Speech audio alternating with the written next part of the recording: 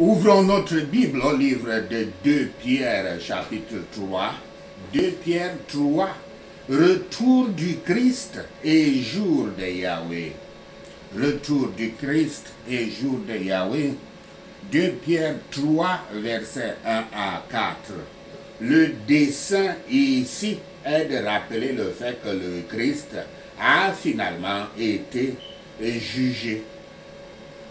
Versets 3 à 4.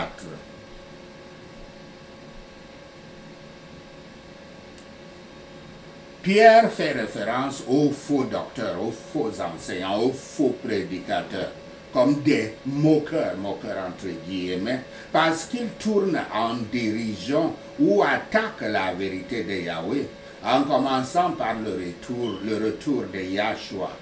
Ils se demandent sournoisement, où est Yahshua? Je pensais qu'il avait dit qu'il reviendrait.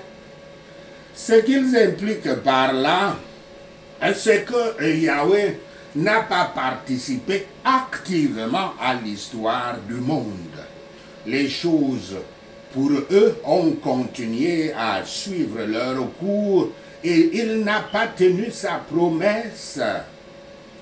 Les esprits purifiés des chrétiens doivent être excités afin qu'ils puissent être actifs et animés dans l'œuvre de la sainteté. Il y aura des moqueurs dans les derniers jours sous l'évangile, des gens qui prennent à la légère le péché et se moquent du salut de Yahshua Christ. Un article très principal de notre foi fait référence à ce sur quoi on ne peut que se reposer.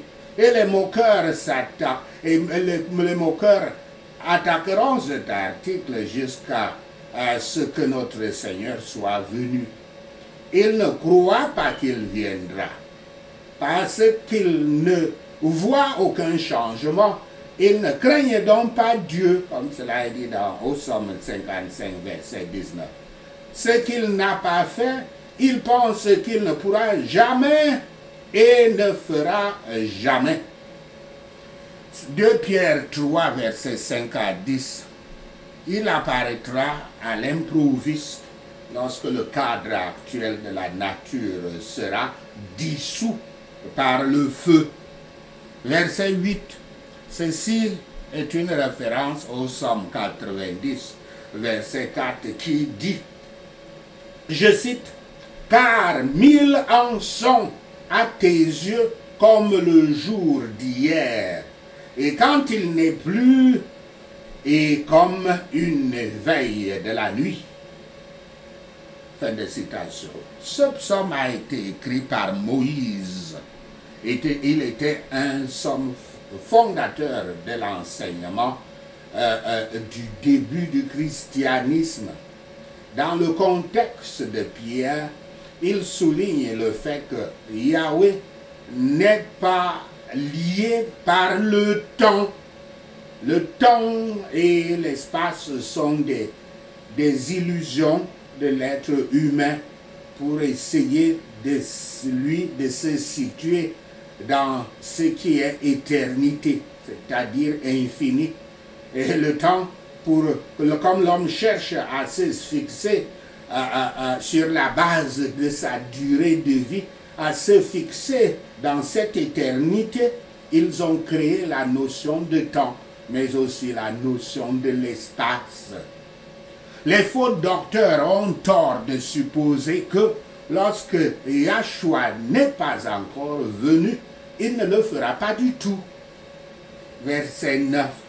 La patience entre guillemets, la patience de Yahweh ne devrait pas être interprétée comme un manque d'implication, mais plutôt comme une implication ultime, car Yahweh utilise ce temps pour attirer l'humanité à lui. Quand Pierre dit que Yahweh ne veut pas que quiconque périsse, cela ne signifie pas que tout le monde entrera dans le royaume des cieux. Le verset 7 révèle le jugement de Yahweh. Mais Pierre dit que le Seigneur tarde beaucoup envers ceux qui ne se moquent pas et ne s'opposent pas à la volonté de Dieu, comme il l'a décrit avec les faux docteurs, les faux prédicateurs. Si ces moqueurs avaient considéré la vengeance terrible par laquelle Yahweh avait balayé tout un monde de gens impies, il ne se serait sûrement pas moqué de son avertissement concernant un jugement tout aussi terrible. Les cieux et la terre qui sont maintenant par la même parole seront détruits par le feu. C'est certain que cela viendra, cela adviendra, comme le peuvent la vérité et la puissance de Dieu. Les chrétiens sont ici enseignés et établis dans la vérité de la venue du Seigneur. Bien que le récit des hommes, bien que dans le récit des hommes, il y ait une grande différence entre un jour et 1000 ans, cependant, dans pas le reçu, la vue, bien que dans la vue des hommes, il y ait une grande différence entre un jour et 1000 ans. Cependant, dans la vue de Yahweh, il n'y a pas de différence. Tout ce qui est passé, présent et futur est toujours devant lui, devant Yahweh. Le retard de 1000 ans ne peut pas lui être si pénalisant, car reporter tout ce qui nous attend est un jour ou une heure. C'est là-bas qu'on peut donc comprendre les durées du livre de la Genèse, la durée de la création du monde. Quand le Seigneur dit que ce qui est 1000 ans, ce qui est 1000 ans pour nous est un jour, c'est qu'il faut donc savoir que la création du monde s'est effectuée en 6000 ans au moins, et il s'était reposé pendant 1000 ans. Et cela étant essence, nous sommes ici dans la relativité, cela peut être étendu. Toutes ces choses, c'est pour essayer de nous faire comprendre la notion d'éternité que l'être humain ne peut jamais comprendre. Pourtant, il l'accepte dans son entendement. Si les gens n'ont aucune connaissance ou conviction de Dieu et du Dieu éternel, ils seront très enclins à penser qu'il est semblable à eux-mêmes. Comme il est difficile de former des pensées de l'éternité. C'est cela la limite de la connaissance de l'homme. C'est cela ce que l'homme, l'entendement humain ne parviendra jamais à comprendre tant qu'il est sur cette terre, tant qu'il n'est pas dans la dimension spirituelle, la dimension de Dieu. Ce que les gens comptent comme étant le relâchement, c'est la souffrance, et cela envers nous. C'est donner plus de temps à son peuple d'avancer dans la connaissance et la sainteté, et dans l'exercice de la foi et de la patience, afin de multiplier les bonnes œuvres, faisantes et souffrant pour ce dont ils avaient été appelés, afin qu'ils puissent apporter la gloire à Yahweh. Gardez donc dans vos cœurs que vous serez certainement appelés à rendre compte de tout ce qui est fait dans le corps, que ce soit bon ou mauvais, et qu'une marche humble et diligente devant Dieu et un jugement fréquent de vous-même, en vous jugeant vous-même, montre une ferme conviction du jugement futur, bien que beaucoup vivent comme s'ils ne devaient jamais rendre compte du tout. Ce jour viendra où les gens seront en sécurité, et n'attendront rien du jour de Yahweh. Les palais majestueux et toutes les choses désirables dans lesquelles les hommes d'esprit mondain cherchent, ces hommes qu'ils cherchent et dans lesquels ils placent leur bonheur, seront brûlés. Yahweh a créé toutes sortes de créatures et toutes les œuvres des hommes doivent passer à travers le feu qui sera un feu dévorant pour tout ce que le péché a apporté au monde, bien qu'un feu de raffinage pour les œuvres de la main de Dieu. Que deviendrons-nous si nous reposons nos affections sur cette terre et en faisons notre portion, sachant que toutes ces choses vont être consumées? Assurez-vous donc du bonheur au-delà de ce monde visible. 2 Pierre 3, versets 11 à 18. De là est déduit le besoin de sainteté et de fermeté dans la foi. Verset 12. Nous devons faire partie de ce que Yahweh fait sur la terre. Attendre ce jour n'est pas un manque d'activité, ce n'est pas de l'oisiveté, mais plutôt c'est une attente active alors que les croyants participent au royaume de Yahweh. Versets 13 à 14. Si Yahweh prépare un nouveau monde dans lequel la justice est le facteur déterminant, ceux qui veulent vivre dans ce nouveau monde désireront la justice dans leur vie actuelle. Pierre veut que ses lecteurs se concentrent sur la paix qui découle de la marche en parfaite harmonie avec Yahweh. Il dit aussi être diligent, qu'il faut être diligent, sans tache et irréprochable. C'est une image de l'Ancien Testament. L'agneau de la Pâque ne pouvait avoir aucune tache ou défaut.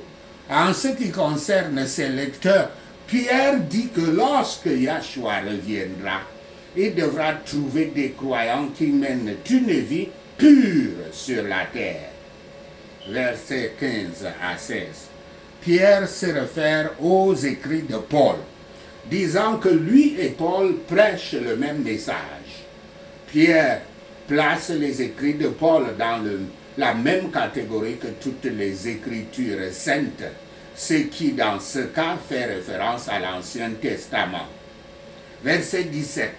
Les derniers mots de Pierre sont un avertissement et une direction. C'est la responsabilité du croyant que d'être sur ses gardes. Cela signifie qu'un croyant doit être personnellement vigilant sur sa propre vie spirituelle. Verset 18. En conclusion, Pierre se concentre sur la croissance spirituelle de ses lecteurs. Dans la grâce et la connaissance de Yahshua, il ouvre cette lettre en priant pour que la grâce et la paix soient multipliées pour ses lecteurs. Au chapitre 1, verset 2. À la clôture de la lettre, il fait donc le tour complet en leur demandant de continuer à grandir dans la grâce et dans la connaissance. Son inclusion de la connaissance ici est un rappel que le traitement d'un faux enseignement nécessite de s'occuper de sa propre connaissance dans la vérité. De la doctrine de la seconde venue du Christ, nous sommes exhortés à la pureté et à la piété. C'est l'effet de la connaissance réelle. La sainteté très exacte et universelle est recommandée. Elle ne repose pas sur une mesure ou un degré faible.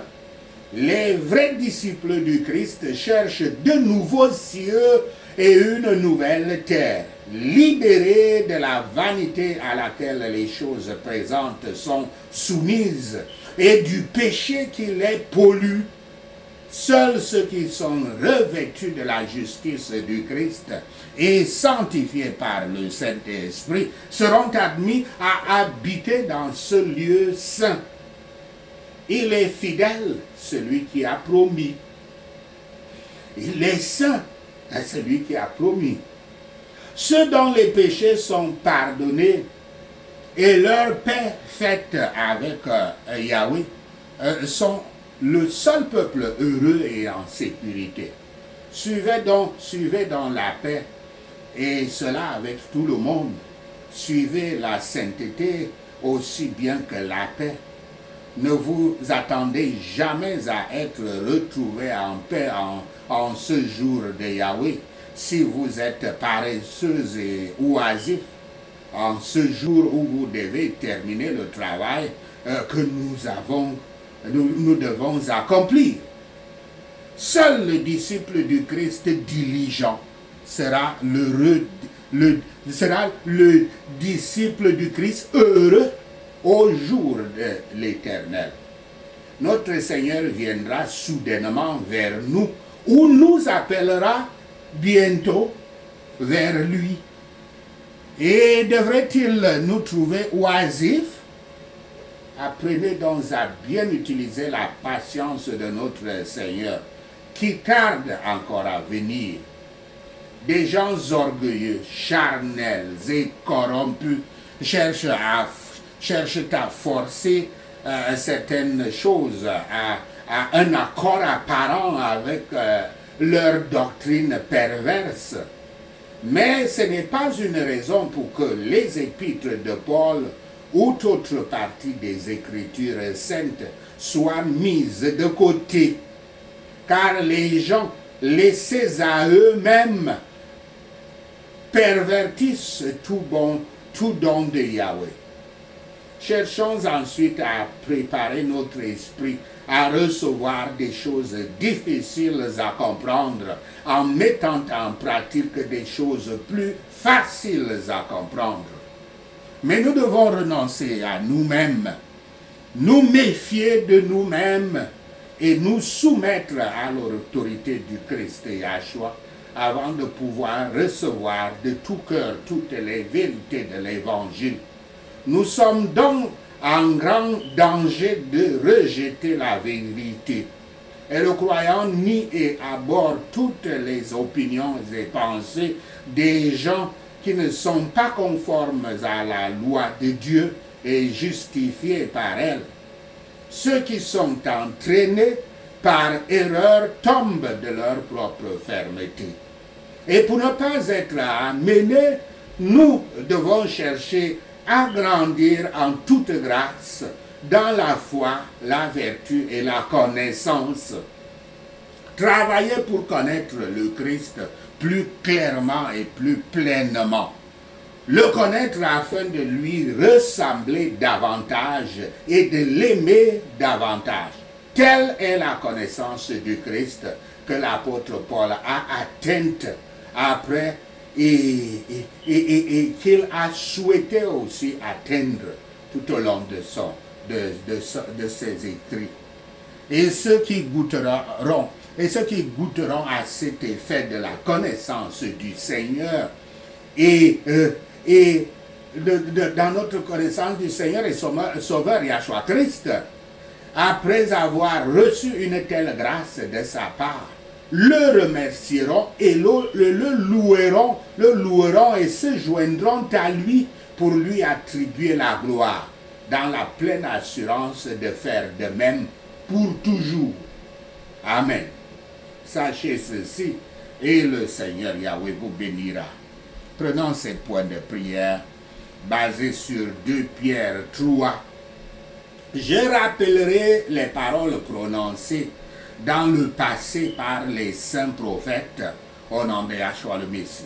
Je me souviendrai de l'ordre donné par notre Seigneur et Sauveur Yahshua Christ par l'intermédiaire de nos apôtres au nom de Yahshua le Messie. Avant tout, je dois comprendre que dans les derniers jours, des moqueurs viendront, se moquant et suivant leurs propres désirs pervers au nom de Yahshua le Messie. Ils diront, où est cette venue qu'il a promis depuis la mort de nos ancêtres? Tout se passe comme depuis le début de la création au nom de Yahshua le Messie. Mais ils oublient délibérément qu'il y a longtemps que la parole de Yahweh a donné naissance aux cieux et que la terre a été formée de l'eau et par l'eau au nom de Yahshua le Messie. Par ces eaux, le monde de cette époque était inondé et détruit au nom de Yahshua le Messie. De la même parole. Et au moment où nous prions ça, avant d'aller à la première, je fais la remarque ici, l'eau en question, c'est une chose qui part du néant, qui est composée des choses qui ne sont pas matérielles, l'hydrogène et l'oxygène, qui sont comme le vent, mais qui existent. Et c'est ça la beauté de la création. Dans la matière est composée la matière visible est composée des choses invisibles, des choses spirituelles. Ce qui peut donc expliquer à beaucoup de gens qui ne parviennent pas à comprendre la notion du spirituel qui est au-dessus de tout ce qui est matériel. Donc prions. Par la même parole, les cieux et la terre actuelles sont réservés au feu, étant gardés pour le jour du jugement et de la destruction des impies, au nom de Yahshua le Messie. Mais je n'oublierai pas cette chose. Avec le Seigneur, un jour est comme 1000 ans, et 1000 ans sont comme un jour, au nom de Yahshua le Messie. Yahweh ne tarde pas à tenir sa promesse, comme certains entendent la lenteur. Yahweh n'est pas lent à tenir sa promesse, comme certains entendent la notion de lenteur au nom de Yahshua le Messie. Au lieu de cela, il est patient avec nous. Il est patient avec nous, ne veut pas que quiconque périsse, mais que tout le monde vienne au repentir au nom de Yahshua le Messie. Mais le jour du Seigneur viendra comme un voleur au nom de Yahshua le Messie. Les cieux disparaîtront avec un rugissement. Les éléments seront détruits par le feu au nom de Yahshua le Messie. Et la terre et tout ce qui s'y trouverait seront mis à nu au nom de Yahshua le Messie.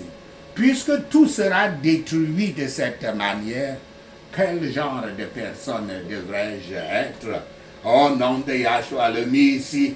Je dois vivre une vie sainte et pieuse pendant que j'attends le jour de Dieu et que je hâte mon avènement au nom de Yahshua le Messie. Ce jour-là, les cieux seront détruits par le feu et les éléments fondus dans la chaleur au nom de Yahshua le Messie. Mais, conformément à sa promesse, nous attendons un nouveau ciel et une nouvelle terre où la justice habitera au nom de Yahshua le Messie. Comme je suis impatient de vivre cela, je ferai tout ce qui est à mon pouvoir d'être trouvé sans tâche, sans reproche et en paix avec lui au nom de Yahshua le Messie. Je garderai à l'esprit que la présence de notre Seigneur signifie le salut. Tout comme notre cher frère Paul a aussi écrit avec la sagesse que Yahweh lui a donnée au nom de Yahshua le Messie. Les lettres de Paul contiennent des choses difficiles à comprendre que des ignorants et des instables déforment au même titre que les autres écritures saintes à leur propre destruction au nom de Yahshua le Messie. C'est pourquoi, depuis que je suis prévenu, je serai sur mes gardes pour ne pas me laisser emporter par l'erreur de l'impie et tomber de ma position de sécurité au nom de Yahshua le Messie. Mais je grandirai dans la grâce et la connaissance de notre Seigneur et Sauveur Yahshua Christ, au nom de Yahshua le Messie. À lui soit la gloire, maintenant et pour toujours. Amen. Alléluia. Merci Seigneur Yahweh. Merci Seigneur Yahweh de nous avoir enseigné cette parole, de nous avoir donné cette connaissance. Merci Seigneur d'avoir entendu notre confession, la confession de nos péchés. Après avoir entendu notre confession, tu nous as enlevé l'habit sale du péché et de l'iniquité, et tu nous as revêtus de la vie, de l'habit pur, de l'habit